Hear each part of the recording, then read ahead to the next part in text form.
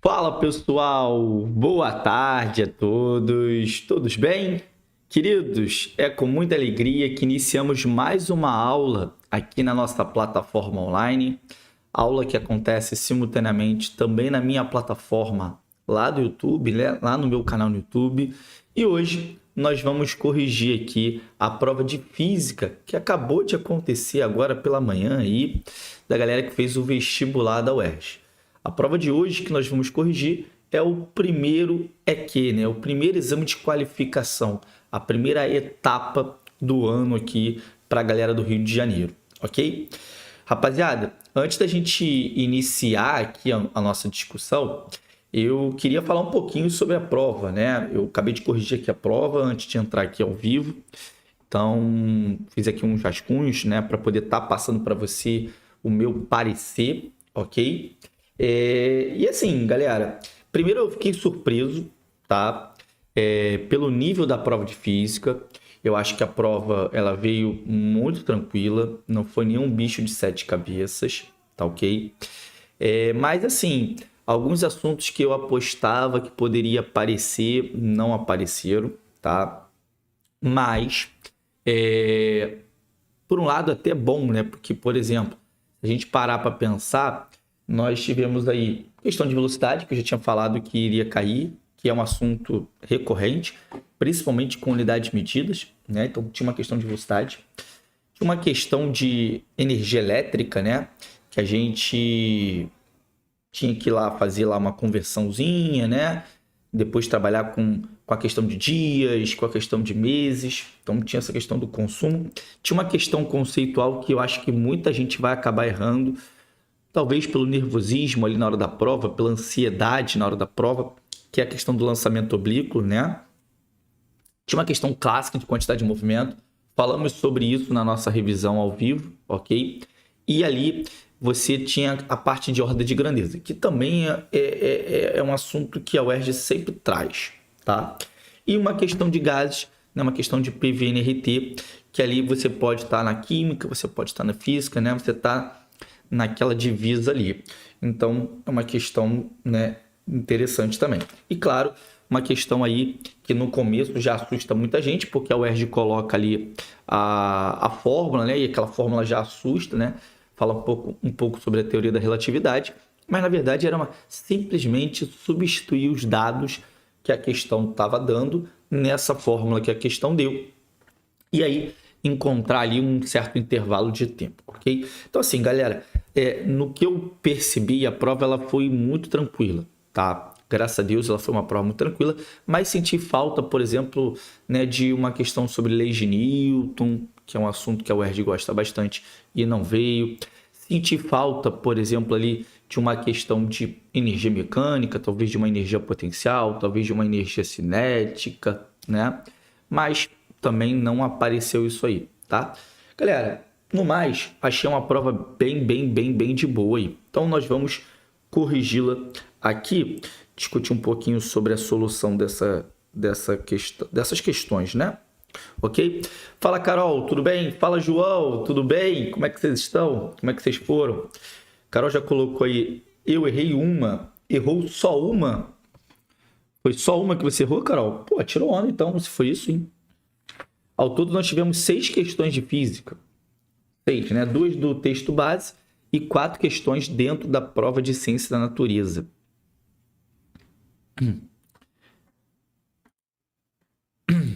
Deixa eu pegar aqui a nossa provinha para a gente conseguir trocar uma ideia, né? Falar um pouquinho sobre a prova. Deixa eu pegar aqui no site da UERJ.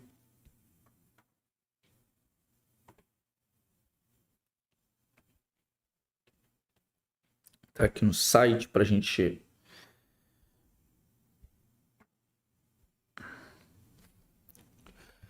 Bem, acho que vai aparecer agora para vocês aí, né? Deixa eu colocar aqui na mesinha, né? No tablet, para que apareça para vocês.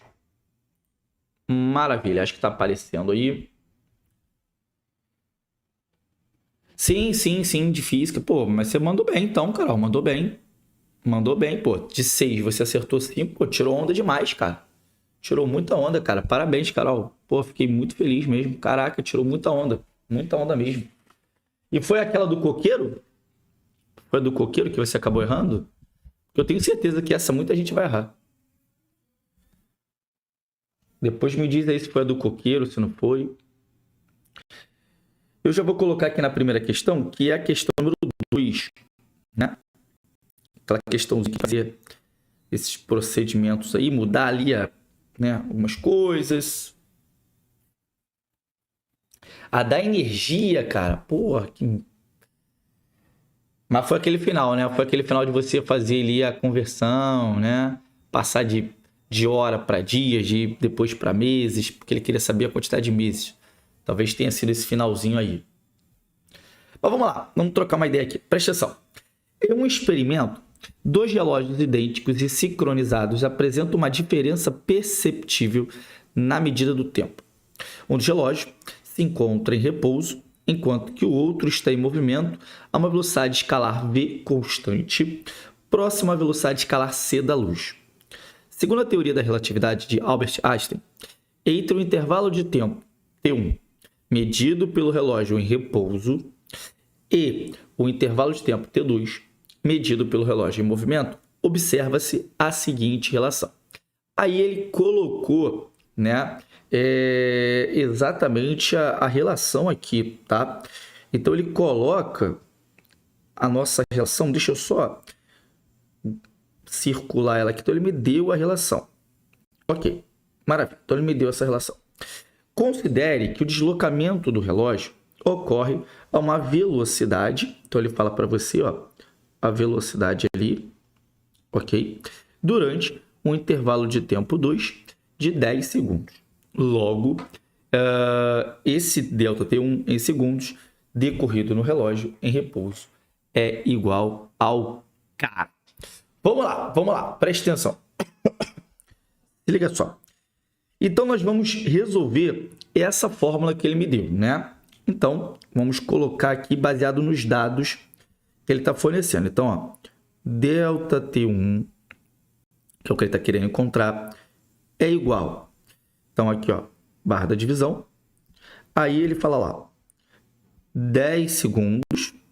Então, ele falou que delta T2 vale 10 segundos. E aí você tem a raiz quadrada de 1. Aí agora, o que eu vou fazer? Eu vou botar ali onde está o meu V, né? Esse V, ele colocou para gente aqui, né? Então, ele me deu esse V. Ele falou que o V vale esse dado aí. Então, eu vou colocar ele assim, ó. Vou colocar ele assim, ó. Menos 12 sobre 13 ao quadrado vezes c ao quadrado dividido por c ao quadrado. Beleza até aqui? Então, coloquei ali, substituir. Esse c ao quadrado a gente pode cancelar, tá ok? Então, veja que esse delta T1, ele vai ser 10 dividido pela raiz quadrada.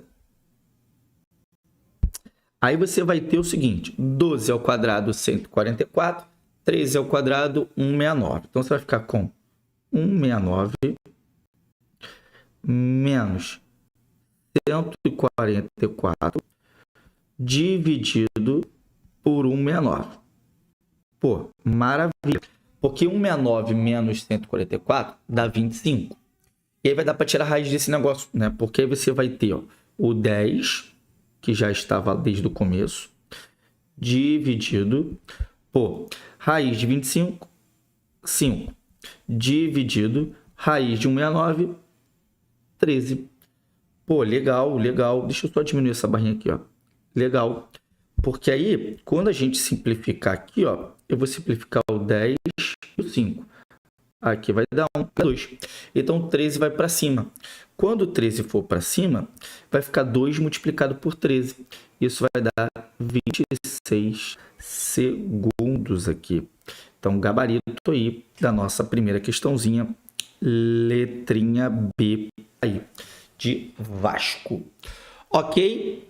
Maravilha. Primeira questão, então, apesar de assustar aí com essa fórmula, deu para entender? Você pegou o dado que ele deu, colocou na fórmula ali para tentar resolver, só fazer essa manobra matemática. Entender essa manobra matemática?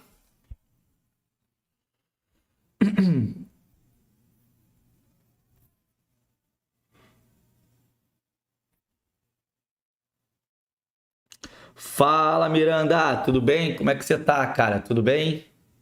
Tudo tranquilo, cara? Tirou onda, hein? Tirou onda, hein? Depois a gente troca uma ideia, tu sabe? Tirou onda, hein? Tamo junto, irmão, tamo junto. E aí, galera, primeira questãozinha boa, show de bola, tranquila pra gente começar a nossa brincadeira. Primeira questão bem legal, né? Então, gabarito aí, letrinha B. Próxima questão, ainda de base, é a questão 5, tá? Uma questão sobre velocidade, né? Uma questão sobre velocidade. Veja bem, o menor tempo medido em laboratório ocorreu na escala zeptosegundos e corresponde ao intervalo de tempo em que uma partícula de luz percorre a distância que separa, veja bem, que separa, então, ó, é um intervalo de tempo em que uma partícula de luz percorre uma distância que separa os centros atômicos de uma única molécula de hidrogênio. Beleza? Show de bola? Fala, Gustavo. Boa tarde, tudo bem? E aí, como é que você foi? Vamos lá. Uma unidade de zeptosegundos equivale a 10 elevado a menos 21 segundos. Admita que a velocidade da luz é da ordem ali de 10 elevado a 8, né? 3 vezes 10 elevado a 8 metros por segundo.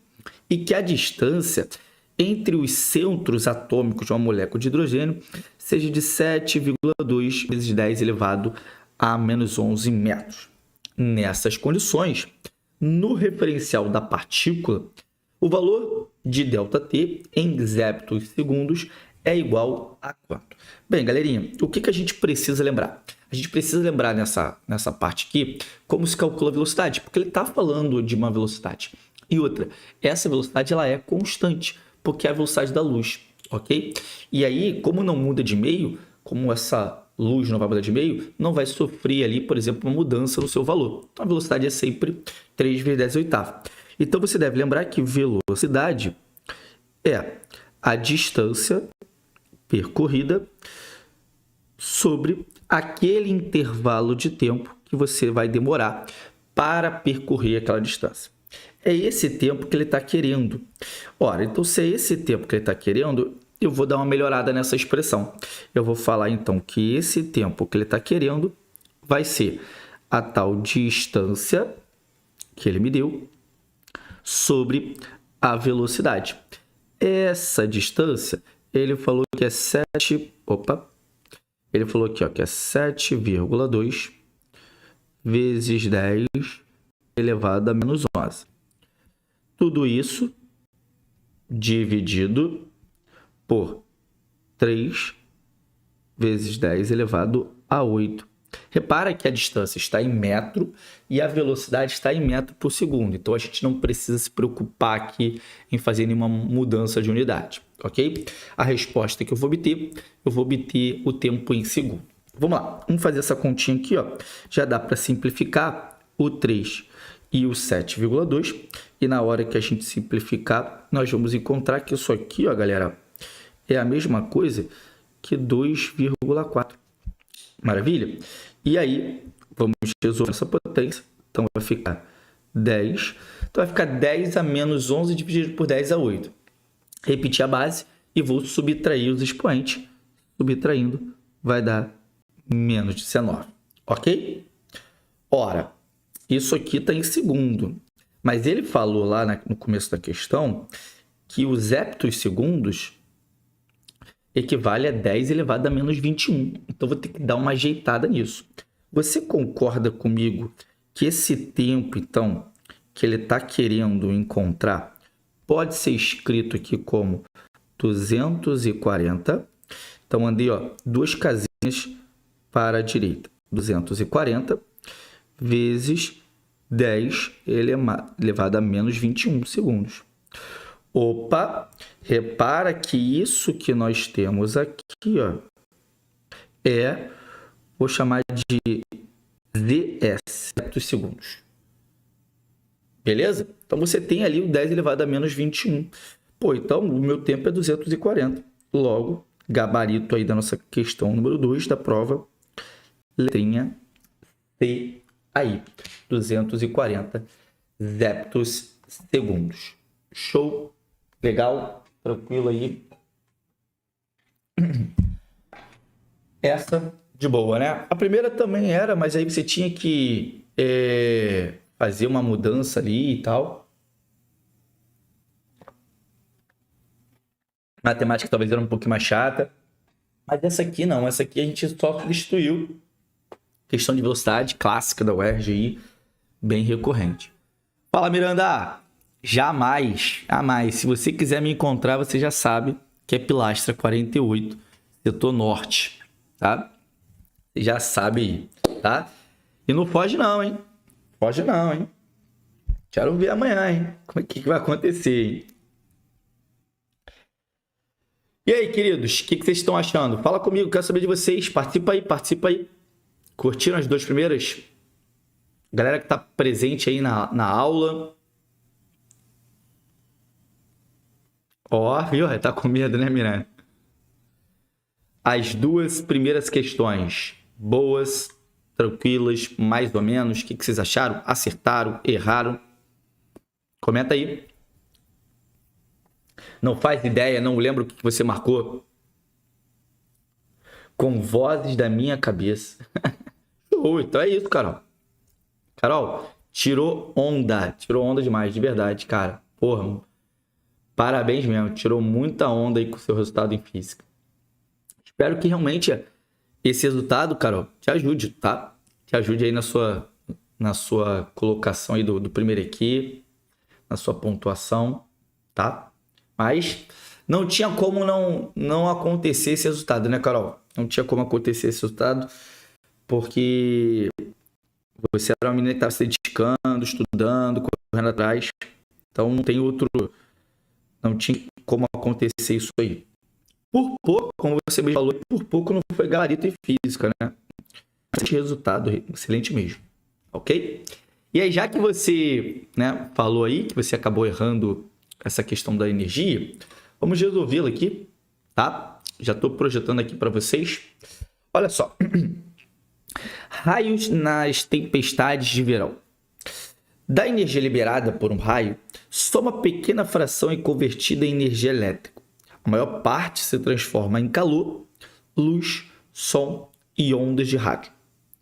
A fração convertida em energia elétrica é da ordem de 360 kWh, aproximadamente o mesmo que consumiria uma lâmpada de LED de 100 watts acesa durante alguns meses.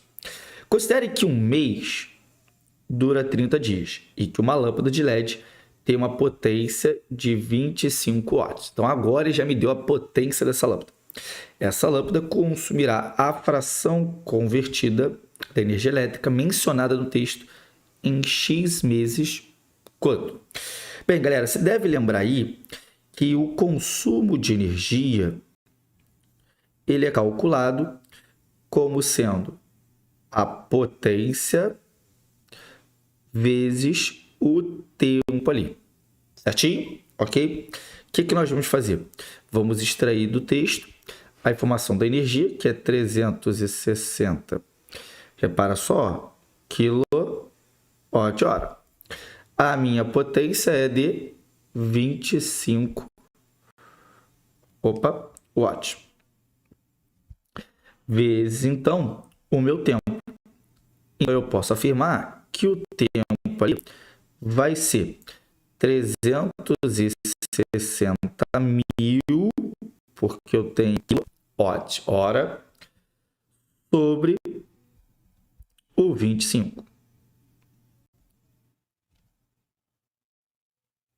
Beleza? Até aqui. Show de bola.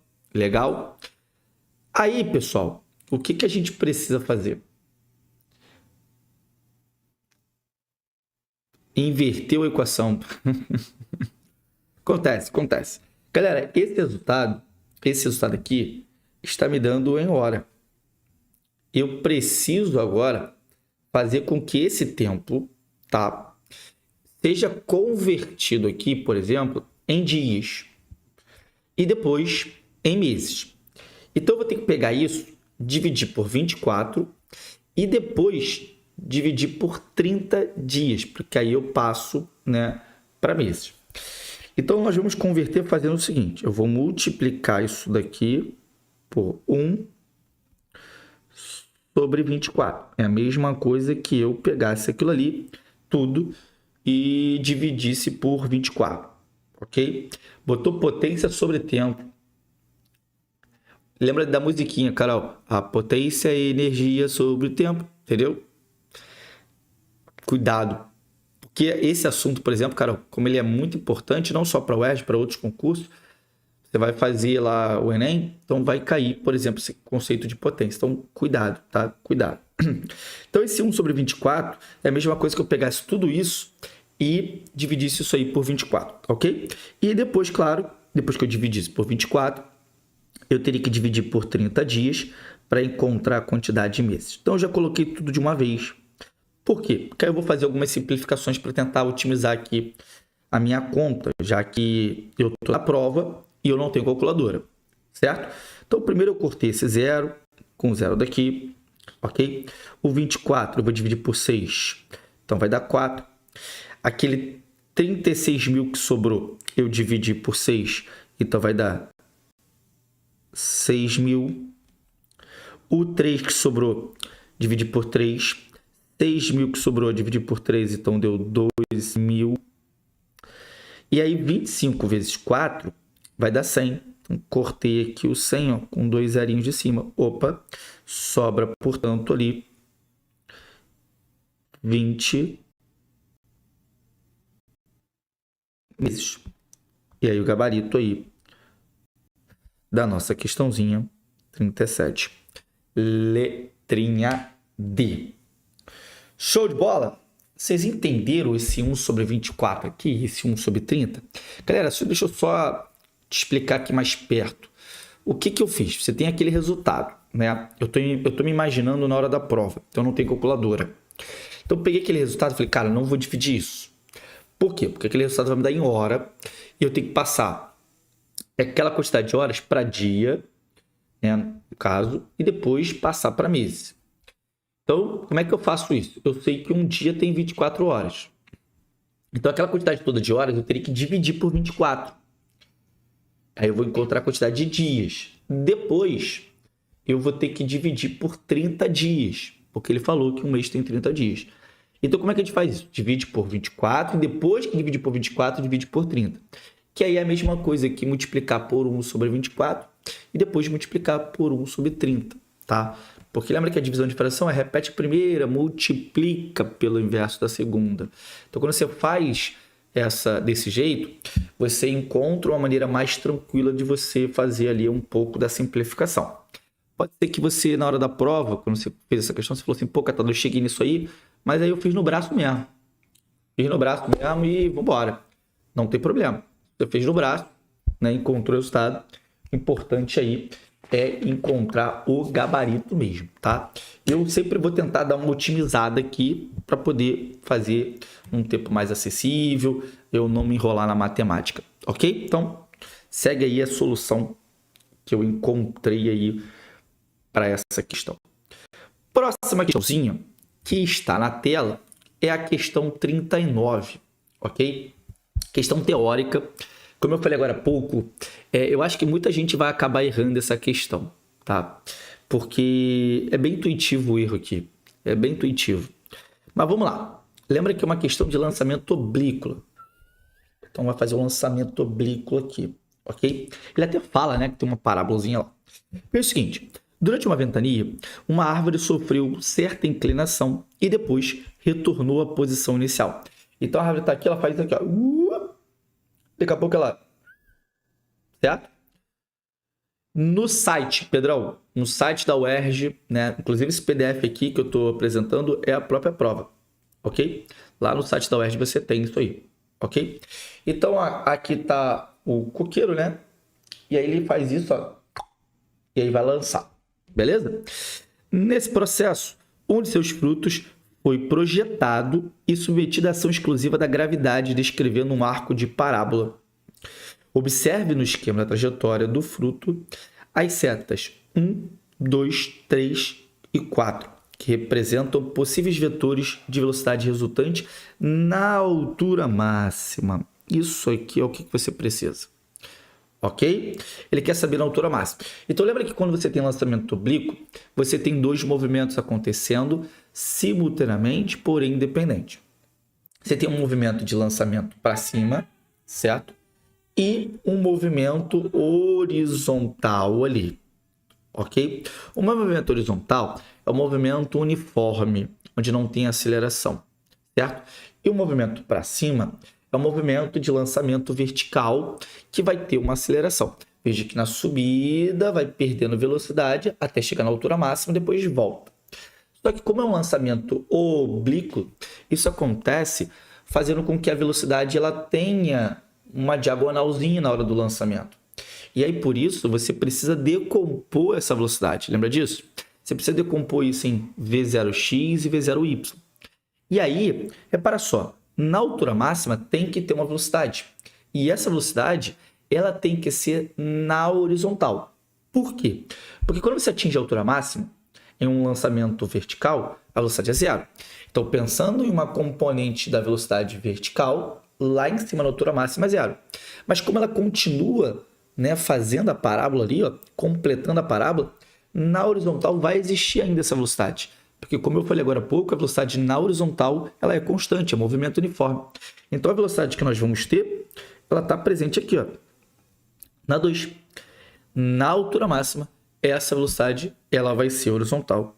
E por isso, clarito, letrinha B aí. Teórica, bem direta, bem objetiva aí. Ok? Tranquilo, pessoal? Então, é o vetor 2, velocidade.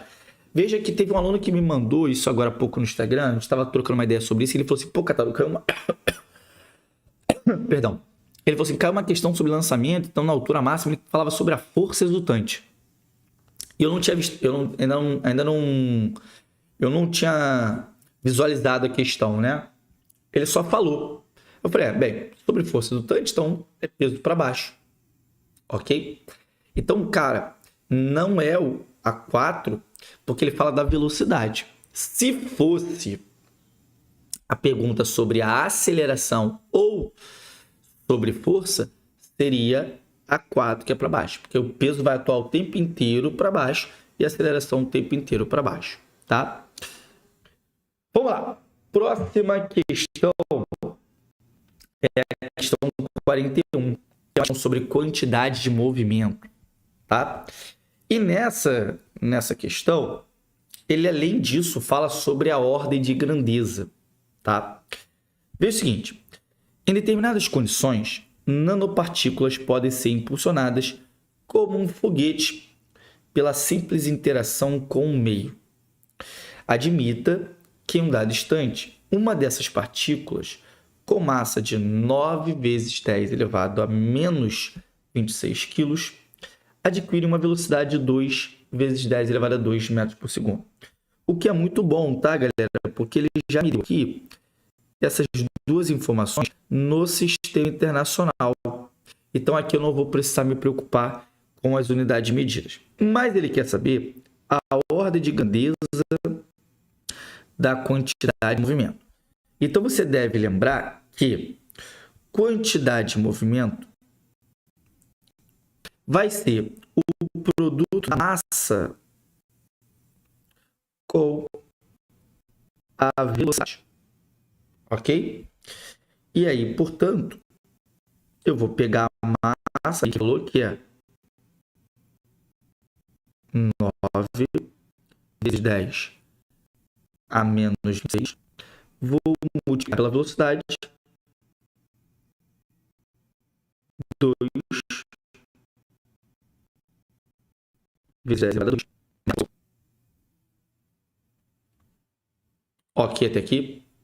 Beleza? Todos bem? Tudo tranquilo? Tudo de boa? Bem, então vamos lá. Vamos resolver, né, esse produto aqui. Então vai ficar 9 vezes 2, 18. E agora vamos multiplicar as potências. Quando eu multiplicar as potências, eu tenho 10 elevado a menos 24. Fechado até aqui? Ok? O que a gente precisa fazer para poder achar a ordem de grandeza de uma determinada medida? Lembrando que isso aqui, ó, está em quilograma vezes metro por segundo. Então, agora a gente vai pegar esse resultado, aqui e vai colocar em notação científica. Então, coloquei em notação científica 1,8 vezes 10 elevado a menos 23. Coloquei em notação científica. E aí, para poder achar a ordem de grandeza desse cara, nós vamos olhar ali, ó, para esse número que está à frente da potência. Se esse número ele for maior ou igual a 3,16, o que a gente tem que fazer? A gente tem que somar 1 no expoente. Beleza? Caso ele seja menor, que é o que está acontecendo, né? Ele é menor, esse cara é menor do que 3,16. Como ele é menor, você só vai repetir a potência que eu tenho ali. Então, a ordem de grandeza disso aqui é 10 elevado a menos 3 kg vezes metro por segundo. E aí, por isso, o gabarito dessa questão 41 é letrinha D. Então, é uma questão que fala sobre quantidade de movimento e pede aí para que a gente pudesse encontrar a ordem de grandeza desta quantidade. Tranquila, não é mesmo? Tranquila. Eu achei essa, talvez, aí uma das questões mais tranquilas da prova, tá?